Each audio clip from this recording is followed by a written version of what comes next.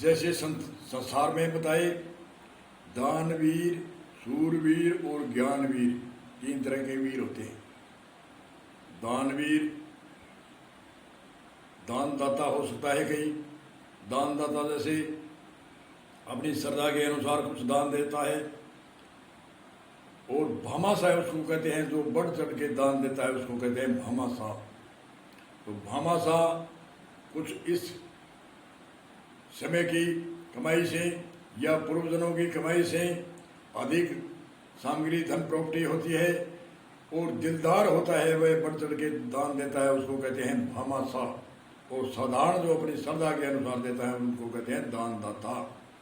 और दानवीर उसे कहते हैं, जो दानवीर उसे कहते हैं जैसे सब कुछ लुटा देते हैं, उसको कहते हैं दानवीर। और कर्ण के पास कोई सामान नहीं था, पर कृष्ण जी उसको दानवीर कहते थे।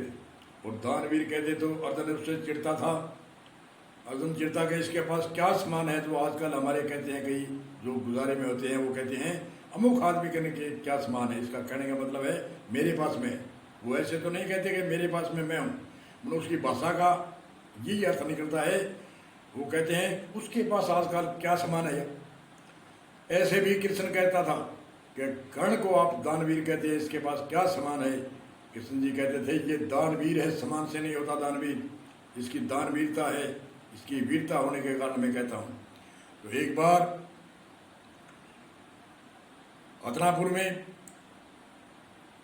जो कौरवों का और पांडवों का जो पुरोहित होते थे, जो पंडित होते थे, पुरोहित होते, जो राजगुरु होते थे, उनका एक बुढ़ा दादा गुजर गया। और उन समाज वालों ने कहा कि इसको चंदन से दाग, चंदन की लकड़ी ज़्यादा हो तो उससे दाग कराएं। ये राज घराने का गुरु था पुरोहित, पांडु जैसे शिष्य, कौरव जैसे इनके शिष्य, और ये साधारण लकड़ी में कैसे जलाएं। तो उन लड़कों ने, कई लड़कों ने भेजा, पहले कौरवों पांडवों के पास में भेजा कि चंदन चाहिए लकड़ी, चंदन की लकड़ी। पांडवों ने उत्तर दिया कि चंदन की लकड़ी नहीं है, वो लकड़ी ले जाओ जो जितनी चाहिए। कौरवों के पास गया, यही भाषा उसने बोली, चंदन की लकड़ी कहाँ है, चंदन की लकड़ी हमारे काम में लेने के लिए मंगाई है हमने। और कर्ण के पास में कोई वैसा कुछ नहीं था, उसके पास एक महल था, महल की खिड़कियाँ लगी थी, उसकी वह चंदन की थी कोई खिड़की।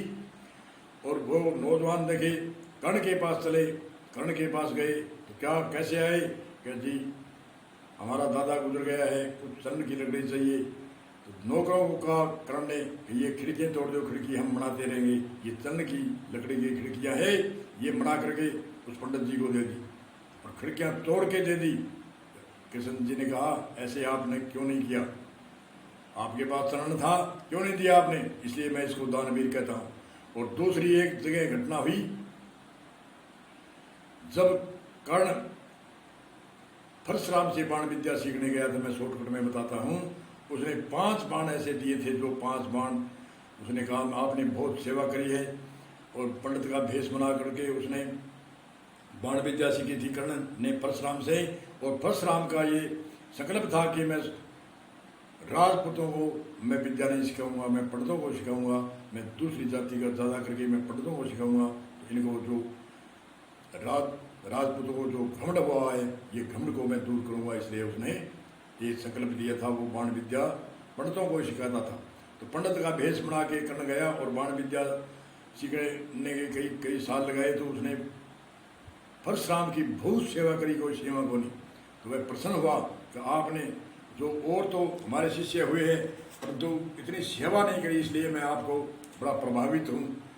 और तो मांग क्या मांगता है, उसने कहा गुरु जी कोई ऐसे बाण दो जो खाली नहीं जाए, और जो वह नाम ले वही मनुष्य मरे, ऐसा। तो उसने 5 बाण परशुराम ने दिए और 5 बाण लेकर के आया। 5 बाण लेकर के हमारे भी कोई गांव में कोई और कोई चीज़ आती है, उसकी चर्चा होती है। तो 5 बाण लेकर आया, किसी ने पूछा रहे क्या ले है कि मैं 5 बाण ले आऊँ, बोले इसमें क्या विशेषता है। बोले विशेषता ये है जो नाम लूँगा वही मरेंगे और खाली नहीं जाएंगे। ये चर्चा पांडवों के पास गई और पांडव हड़बड़ाई जी, और हड़बड़ा कर और कृष्ण जी को बुलाया कि कर्ण ले है, 5 बाण ले है, और ऐसा बाण ले है परशुराम से कि वो खाली नहीं जाएंगे, और जो नाम लेगा वह मरेगा, और नाम वह हमारा ही लेगा और हमको ही मारेगा। कृष्ण जी ने कहा मैं 5 बाण ले आओ। तो पांडवों का भी इतने 3-4 साल तक प्रयास करके उसने बाण ले आए, हमें कैसे दे देगा। कृष्ण जी ने कहा वो दानवीर है, मैं इसलिए उसको दानवीर कहता हूँ। तो कुंती माता समेत मीटिंग हुई और मीटिंग के अंदर कृष्ण जी को पूछा भी वो बाण कैसे दे सकता है। कृष्ण जी ने कहा वो बाण वो कुंती माता को दे सकता है। कुंती माता वरदान में लेकर के उसे वरदान मांग कर बाण लेगी, वह 100% देगा, दानवीर है वो। तो कुंती माता ने जब से जन्म दिया था उसको छोड़ा था, नदी में फेंका था, वो कुमारी के सूर्य पुत्र था। तो उसके बाद में वो उसके पास में नहीं गई, न वो कुंती माता के पास में आया। तो उस दिन गई कुंती माता, नहा धो करके गई और परिचय दिया, बोले बेटा मैं तो तेरी माता हूँ, कुंती हूँ।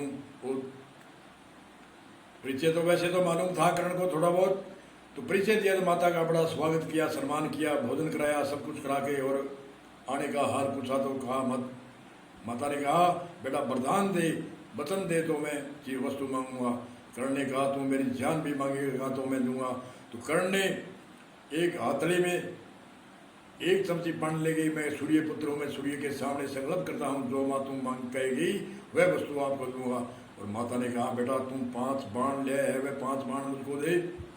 तो कर्ण ने कहा माता मेरे 5 बाण तो मैं दे दिए, आपसे संकल्प करता हूँ, कर लिया, पर तू ये 5 बाण क्यों ले जाना चाहती है। बोले 5 बाण मैं इसलिए ले जाना चाहती हूँ, तेरे हाथ से हो सकता है 5 पांडु मर जाए।